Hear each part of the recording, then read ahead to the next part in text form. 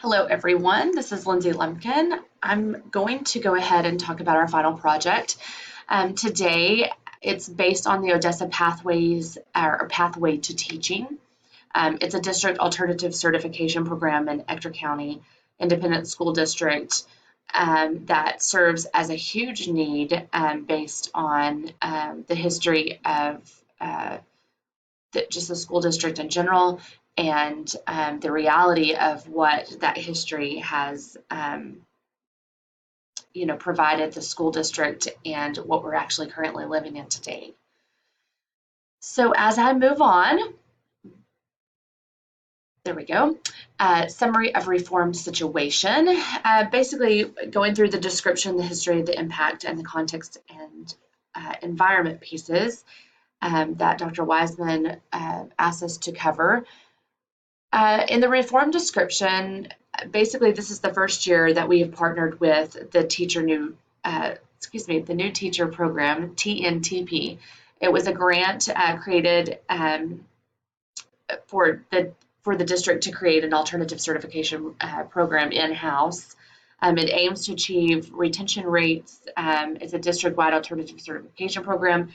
It's tailored to the needs of the district, whereas before district needs were kind of set aside and things were tailored to just a set program that might not have specifically answered all of our needs or met teacher needs in classrooms. It was just kind of a boxed program.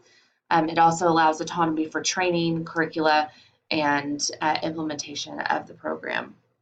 In the reform history piece, teacher attrition has been something that Ector County has struggled with for years.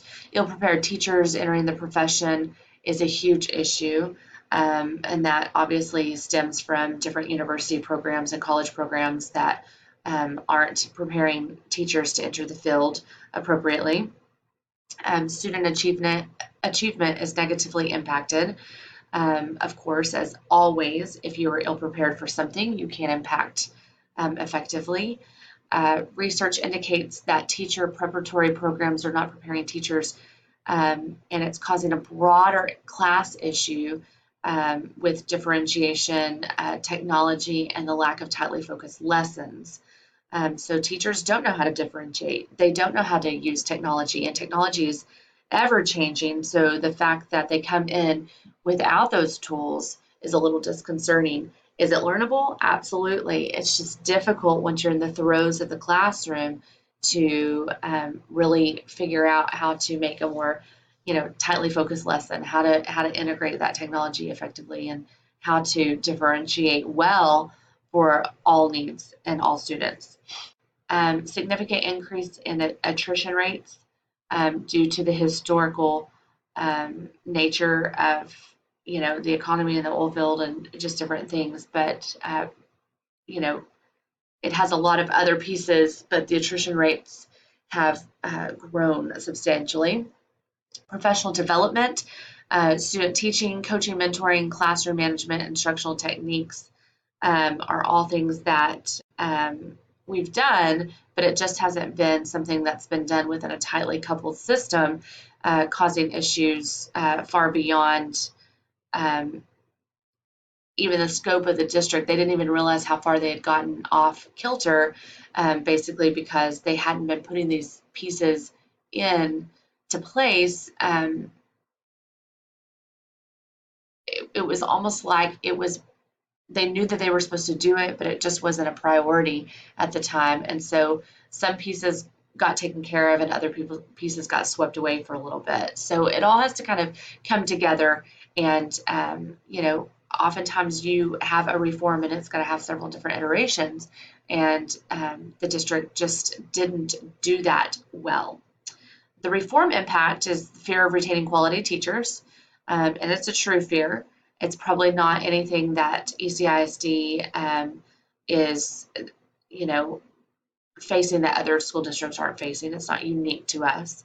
Extension of the program is the new teachers coaching project for any teachers under 2 years in the district. So they have an extension. So as a new teacher, you'll get a mentor, and this is new to the district, new to the profession. So it'll be a 2-year follow-up with different benchmarks that you have to meet, different times you have to meet with your instructor and your coach, and just built-in supports. Increased awareness of specific deficiencies within the district. Basically, it heightened senses. It increased the awareness, and there are certain deficiencies that weren't being met and weren't being taken care of. Therefore, without lack of better words, we were digging ourselves into a large hole. And then we need to seek trends and data to make better improvements. We weren't utilizing data to really make informed decisions. And then reform context and environment talks about how we live in oil country, how the cost of living has skyrocketed, how our geographical location is a barrier and a hindrance to young new teachers or teachers who are moving their families out. There's not a lot to do because it's not close to a metropolitan area. And then the ebb and flow or the booms and busts of our economy due to oil. And then positives are that teacher and administrator pay increased due to that. And then the OPT, the Odessa Pathway to Teaching, created quality teaching, quality training and professional opportunities that we've never seen before. So it's an exciting moment in the life of the district. So we have stakeholders who are critical to the sustainability of this program even taking off. So if you look at the chart over here, in the high interest and high power, we have the grantors, which is the TNTP. And then we have high interest, high powers, our professional development and curriculum department, who really want to see this be successful and really flourish in the district. On the other side, you have high interest, but you have you have principals who have some say, but not as much as like your professional development curriculum department. And then obviously in the bottom right-hand corner, you're going to have high interest with alternative certification teachers, those applicants who are applying for the program, and mentors and coaches, but yet they hold little power in the entire process just due to the sheer nature of the program. However, they're the ones that will be going into those classrooms affecting students. So all of these stakeholders together, external and internal stakeholders, really hold a lot of the power in the district to push this through, to make this a better program, to make this flourish, to make this something that we've never seen before in order to impact students, but really to bring in accountability and an awareness to the district that, hey, this is a necessary thing because we're losing teachers every year and we can't fill classrooms with appropriate quality teachers to be a foundation for instructional practices to clearly teach our students what they need to know to prepare them for, future jobs that aren't even here yet, to prepare them to enter college and universities, and just for real world application that they're going to need for, banking or buying groceries or just speaking to someone on the phone properly, just all sorts of different things. So our stakeholders are really influential in all of these pieces.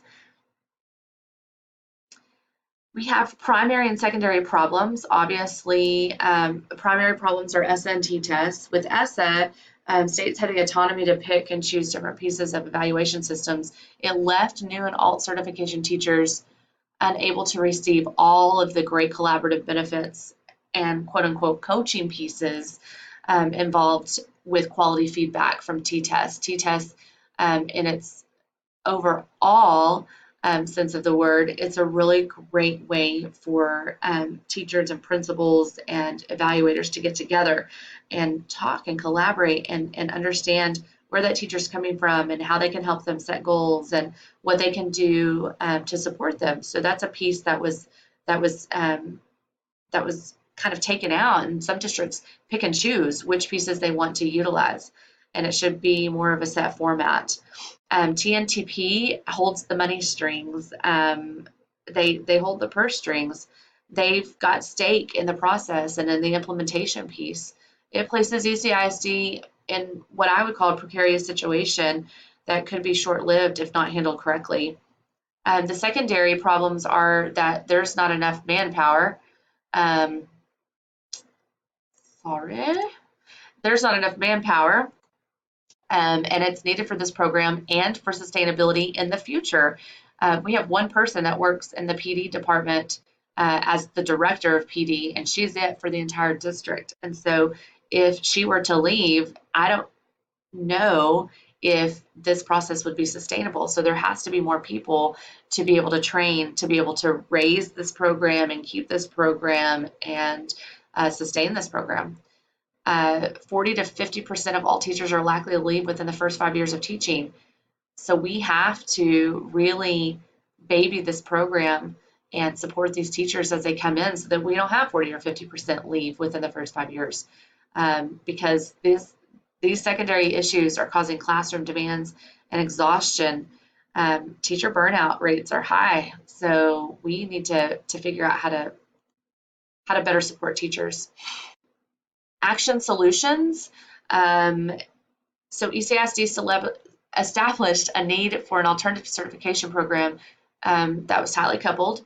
It had built-in support, so there was training, and research states that the more training received before stepping into a classroom, the more positively impactful they can be with students. That seems like common sense, but you realize common sense doesn't mean the same to each one of us. We see things differently. So training is important. The mentoring piece is obviously important. Having someone to go to and talk things through is a huge need. Commitments to supporting teachers and hopeful for retention. So the district is committed and they're hopeful to retain all of these teachers for the future. The alternative certification program often has gotten a negative connotation. They had fewer expectations, inadequate training, and they were teachers were ill-equipped for entering those classrooms. So this program hopefully will shed a different light on things. The partnerships outside of the school district with institutions of higher education and just different stakeholders. Prior to this, there was an upsurge in teachers while simultaneously generating future complication and attrition rates. So we did this alternative certification program, and man, we have all these teachers, and we can, dole out all of these new, bright new futures, and we have all these teachers teaching English and math and science. Oh, but we forgot to train them well, and so that became, basically an evolutionary problem through education. Is as it evolved, we were noticing, oh, we haven't trained well enough, and so now our success rates, our student performance and everything is being affected. So with Miss Oblier, the reading that we did for Cohen, it describes struggles that the teacher faced not being well prepared and not having the supports for instructional practices. It's a real problem. Cohen said that if teachers don't know it and are unable to teach it, then students will not learn it. And it's so true.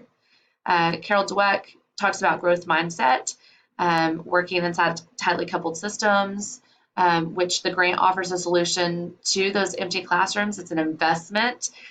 So that's a growth mindset, finding somebody to help invest in those processes and implementation and monitoring. Mentoring and coaching, obviously, and those relationships stimulate self-reflection and improve instructional practices. And challenges faced today were not challenges of yesteryear, so we needed to make sure that we were completely prepared for that. Evolutions help gauge progress. There are multiple forms of stakeholders influential in the OPT program. We did a needs assessment.